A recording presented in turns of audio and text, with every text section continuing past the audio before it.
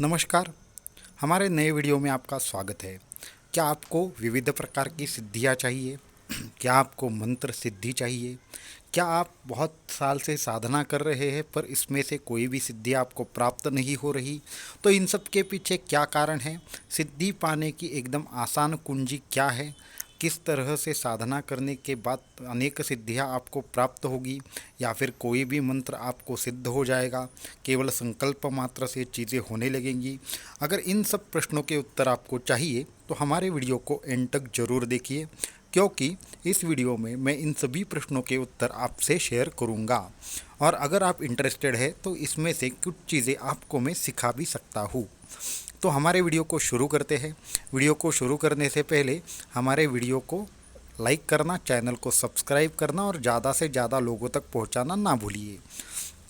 तो बहुत से लोगों के मन में ये शंका रहती है कि हमारे साधनाओं को सिद्धि क्यों नहीं मिलती, या फिर हमें किसी भगवान का साक्षात्कार क्यों नहीं होता, या फिर हमें किसी भी तरह की सिद्धियाँ प्राप्त क्यों नहीं होती, और साधन को एक दिशा प्राप्त क्यों नहीं होती। तो इन सभी प्रश्नों का उत्तर एक एक करके मैं ज़रूर दे दूंगा। तो इन सभी के यहाँ जाने से पहले मैं आपको एक अनुभव से अवगत कराना चाहता हूँ, जो अनुभव मेरे बहुत ही नज़दीक के हमारे एक गुरु बंधु का है। तो मैं पहले ये अनुभव बताऊंगा और उसके बाद में आपको इसके कारण बताऊंगा। तो मैं वह अनुभव शुरू करता हूँ। तो ये हमारे ही एक पहचान वाले थे। मैं जहाँ पे साधना करता था वहीं पे ये भी साधना करते थे, और हम लगभग 2 हफ्तों से एक अनुष्ठान कर रहे थे। वो कोई अलग अनुष्ठान कर रहे थे, हम कोई अलग अनुष्ठान कर रहे थे। और साथ में ही हमारे जो गुरु थे उन्होंने हमें एक 21 दिन के 2 साधनाएं दी थी और वो करने के लिए बोला था। तो हमारा तो नया नया था, मीन्स उस टाइम हम सीख रहे थे बहुत सारी चीज़ें। तो उसकी वजह से हमारा सबसे पहले कभी मंत्र में कभी मेरा ध्यान नहीं लगता, या फिर कोई अलग अलग थॉट्स मन में आने लगते, या फिर बहुत ऐसी चीज़ें होती कि मुझे लगता कि हमारी जो साधना है वो सफलता की ओर अभी नहीं जाएगी। तो उसके बाद मैंने क्या किया, मैंने हमारे गुरु से पूछा कि मेरी साधना कब सफल होगी, मुझे कोई सिद्धियां नहीं मिलती, या फिर बहुत ऐसी चीज़ें हैं जिससे मैं निराश हूँ, साधना में कोई भी प्रगति मुझे नहीं दिख रही। तो मुझे गुरु ने कहा कि एक काम करो, सबसे पहले अपने आप को तैयार कर लो, उसके बाद अनुभव खुद आ जाएगा। अनुभव कैसे आएगा ये सोचकर अगर साधना करोगे तो आपको अनुभव कभी नहीं आएगा। तो मुझे वो अनुष्ठान उन्होंने पूरा करने के लिए बोला। मैंने वो अनुष्ठान पूरा किया, पर मुझे कोई भी अनुभव नहीं प्राप्त हुआ। तो मुझे साधना पर संदेह आने लगा। ये बात गुरु को तो मालूम ही पड़ चुकी होगी, क्योंकि वो तो सर्वज्ञ है, सर्वमन के साक्षी है और सभी के अंतःकरण की बात जानते हैं। तो उन्होंने मुझे 8 दिन सेवा करने के लिए बोला, और मुझे बोला कि एक काम कीजिए, तुम्हें एक काम करना है कि मेरे आसपास जो भी मैं लोगों से बातें करता हूँ उन लोगों की बातें लिख के लेनी है, और उनके जो भी प्रश्न है उनको जो भी मैं उत्तर देता हूँ वो भी लिख के लेना है। तो मैंने ठीक है बोला। तो फिर उनके यहाँ पे बहुत सारे लोग डेली आते जाते थे, और उन्होंने जितने भी प्रश्न पूछे वो सारे के सारे प्रश्नों के उत्तर देते थे।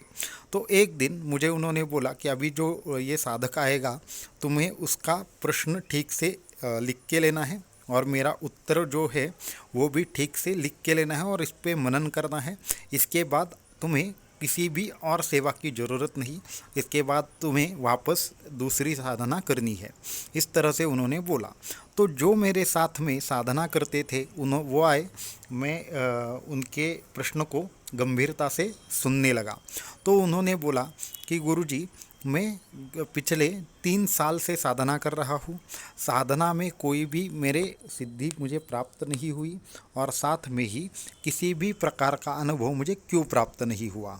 तो फिर गुरुजी ने पूछा कि तूने अभी तक कौन सी साधनाएं की, या फिर तुम हर रोज़ क्या क्या करते हो।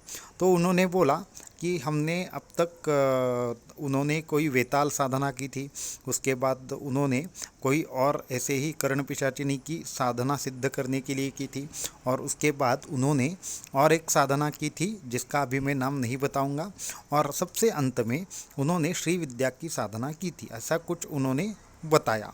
तो गुरुजी ने बोला कि तुम्हें ध्यान कितना लगता है। तो उन्होंने बोला कि हाँ, मुझे ध्यान लगता है और मैं ध्यान में 1 घंटे तक बैठ सकता हूँ। तो गुरुजी ने बोला ठीक है, कभी समाधि का अनुभव लिया हो। तो उन्होंने बोला कि समाधि का अनुभव तो नहीं लिया है। तो गुरुजी हंसकर बोले कि ठीक है, अगर समाधि का अनुभव नहीं लिया है तो आपका जो भी अभी तक साधना है वो बहुत ही कच्ची साधना है। आपको अभी पक्की साधना करने के बाद हमसे मिलिए।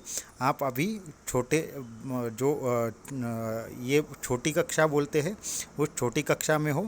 आप जब बड़े हो जाओगे तब हमसे मिलना। और वो हंसने लगे। थोड़ा सा उनको उपहास उड़ा रहे हैं गुरुजी ऐसा लगा, पर वैसा नहीं था। उन्होंने फिर उसको समझाया कि उनको एक श्लोक दिया और उसको मनन करने के लिए बोला। वो श्लोक जो था तो वो मैंने लिख कर लिया, और फिर गुरुजी ने मेरी तरफ भी देखा तो मैंने उनको प्रणाम किया और वहाँ से चला गया। तो ये सारा का सारा संवाद मैंने लिखा हुआ था। और वहाँ पे एक उन्होंने वाक्य बोला था, गुरु के स्मरण मात्र से हमें जब तक गुरु के स्मरण मात्र से हमें जब तक समाधि नहीं लग जाती तब तक साधना की सिद्धि नहीं हुई है, ऐसा समझना चाहिए। तो ये एक गुरु मंत्र ही था मेरे लिए। उसका अर्थ मुझे जो आगे पता चला मैं अभी वो कंटिन्यू करूँगा।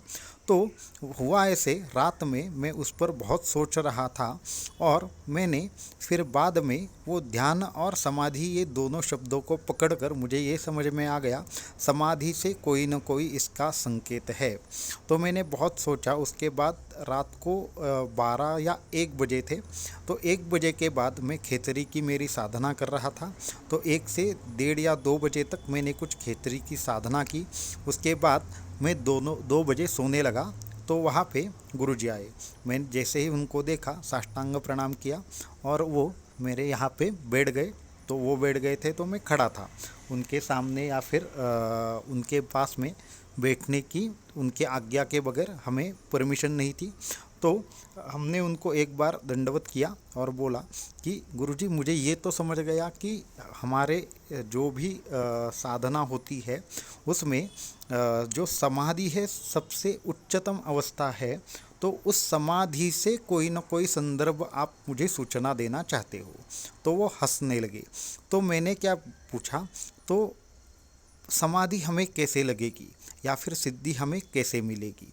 तो उन्होंने बोला, सिद्धि ये प्राप्त करने की अवस्था नहीं है, तो सबसे ज़्यादा प्राप्त करने की अवस्था है समाधि। तो जब तक आपकी समाधि नहीं लगेगी कोई भी मंत्र तंत्र यंत्र काम नहीं करेगा। जब समाधि लगती है तो वही है साधना के सफलता की गुरु कुंजी, या फिर जिसे आप गुप्त कुंजी भी बोल सकते हो। तो मैंने बोला कि ये समाधि क्या होती है, ये कैसे लगेगी। तो उन्होंने बोला, समाधि ये वर्णन करने की अवस्था नहीं है, खुद अनुभव लेने की अवस्था है। तो उसके बाद उन्होंने मुझे समाधि का रहस्य बताया, और उन्होंने बोला कि गुरु के माध्यम से ही, गुरु ये शब्द में ही ऐसा मंत्र छिपा है कि जिससे आपकी समाधि खुद ब खुद लग सकती है। तो उसके बाद उन्होंने इतना ही बोला और बोला कि आगे आप खुद समझदार हो। तो उसके बाद मैंने क्या किया, उसके बाद वो चले गए और उन्होंने जो भी बोला था मैंने लिख कर लिया, और रात में सोचा कि इसी पर मैं ध्यान करूँगा। तो मैं रात को 2-3 घंटे सोया होऊंगा। सुबह 4 या 5 बजे वापस उठकर मैंने सिर्फ मुंह पर पानी मारा और फिर मेरी ध्यान को बैठ गया। ध्यान को बैठने के बाद मैंने ऐसा अनुभव किया कि मैंने आधा घंटा खेसरी की प्रैक्टिस की। उसके बाद मेरा एक प्रकार ध्यान शुरू हो गया, और जैसे जैसे जैसे मेरा समय बीत रहा था, वैसे वैसे वैसे हमारे गुरु के जो शब्द थे वो कान में गूंज रहे थे कि गुरु के नाम मात्र से जब तक हमें समाधि नहीं लगती तब तक आपकी साधना कभी भी सिद्ध नहीं हो सकती। तो इसका मुझे ध्यान में जो मतलब मालूम पड़ा वो इतना गंभीर था कि गुरु ये खुद एक मंत्र है, गुरु ये मंत्र है, गुरु ये यही तंत्र है और गुरु यही सिद्धि की कुंजी है। तो उसके बाद जैसे ही मैंने उस पर ध्यान किया मुझे एक क्रिया मालूम पड़ी। ध्यान के अंदर ही हमें ज्ञान होता है और ऐसा होते होते उस दिन मुझे समाधि अवस्था का अनुभव हुआ। तो समाधि अवस्था में ऐसे होता है, जितना मैं आपके लिए वर्णन करना चाहता हूँ वैसे तो इस चीज़ की ज़्यादा कभी चर्चा नहीं की जाती, फिर भी बहुत से लोगों को ये प्रश्न होता है कि हमें सिद्धि क्यों नहीं मिलती। तो उनको इस वीडियो में मैं बताना चाहता हूँ, जब तक आपकी समाधि नहीं लगेगी आपके लिए कोई भी विद्या प्राप्त करना बहुत ही मुश्किल है। तो सबसे पहले धारणा, उसके बाद ध्यान और उसके बाद समाधि, ये समाधि ही हमारे मंत्र चैतन्य की गुरु किल्ली है, या फिर आप इसे गुप्त कुंजी भी बोल सकते हैं। तो समाधि में होता ऐसे है कि हमारे जो ये नश्वर शरीर है उस नश्वर शरीर की हमें अनुभूति खत्म हो जाती है। उसके बाद मनोमय कोश होता है, तो उस मनोमय कोश की भी अनुभूति खत्म हो जाती है। उसके बाद आनंद की अनुभूति आती है। ये आनंद की अनुभूति भी असली समाधि नहीं है। तो ये आनंद की अनुभूति है, मतलब जिस किसी भी चीज़ की अनुभूति होती है तो उसे समाधि नहीं अवस्था बताया जाता, तो उसे द्वंद्वावस्था बोलते हैं। तो ये हमें आनंद की स्थिति में पहुंच गए। आनंद की स्थिति से पहुंचने के बाद भी उसके आगे जाना होता है, और जब तक आनंद की स्थिति है तब तक भी हमारी समाधि नहीं लगी होती है। तो आनंद की स्थिति के बाद जब वो भी सबसे पहले शरीर है, उसके बाद मनोमय कोश, उसके बाद आनंदमय कोश, उसके बाद विज्ञानमय कोश, और विज्ञानमय कोश के अंदर जैसे ही आप प्रवेश करते हो वहाँ आपकी समाधि लगती है। और समाधि अवस्था में किसी और चीज़ का कोई भी ज्ञान नहीं रहता। तो समाधि दो प्रकार की होती है, सविकल्प समाधि, निर्विकल्प समाधि। जब आप एक मंत्र चैतन्य साधना और गुरु की जो भी आपके साधना बोली है वो साधना करते हैं, वो साधना करते करते जब आप पूरी तरह से निर्विचार हो जाना, पूरी दुनिया से आपका संपर्क टूट जाना, और आपको ऐसी अवस्था प्राप्त होना कि जो अवस्था शब्दों में वर्णित नहीं की जाती, और स्थूल देह से आपका पूरी तरह से संपर्क टूट जाता है, उसे हम समाधि कहते हैं। अगर परमहंस परिव्राजकाचार्य श्रीमद् वासुदेवानंद सरस्वती स्वामी महाराज जी के शब्दों में बात करें तो समाधि दैवा मारी ती निशेष कर्मे टाळी मेधा नामेती समाधि पाचवी ही असे। तो उन्होंने ऐसे बोला है कि समाधि में सारे कर्मों का नाश हो जाता है, समाधि में सारी सिद्धियों का उदय हो जाता है। समाधि से जो शक्ति प्राप्त होती है वो अविच्छिन्न है। जैसे कि समुद्र के अंदर कभी पानी की कमी नहीं होती, उसी प्रकार समाधि प्राप्त मनुष्य के शक्तियों की कोई भी सीमा नहीं होती। तो दिव्यत्व की प्राप्ति के लिए समाधि अवस्था की बहुत ज़रूरत है। अगर आपको समाधि योग का, सिद्धि योग का सच में अभ्यास करना है तो आपको जो भी सहायता लगेगी हम जरूर करेंगे, और आपका मार्गदर्शन भी हम जरूर करेंगे। तो आज के वीडियो में इतना ही, और जाने से पहले एक बात करना चाहता हूँ कि आप तंत्र मंत्र ये सिद्ध करने से अच्छा है पहले समाधि अवस्था प्राप्त की जाए, और जो समाधि अवस्था में आप होते होंगे तो आपको खुद ब खुद सारी प्रकार की ज्ञान साधना ये सब चीज़ें स्वयं सिद्ध हो जाएगी। तो आज के वीडियो में इतना ही। अगर ये वीडियो आपको पसंद आए तो वीडियो को लाइक कीजिए, चैनल को सब्सक्राइब कीजिए, और ज़्यादा से ज़्यादा लोगों तक इस वीडियो को पहुंचाना ना भूलिए। अवधूत चिंतन श्री गुरुदेव दत्त।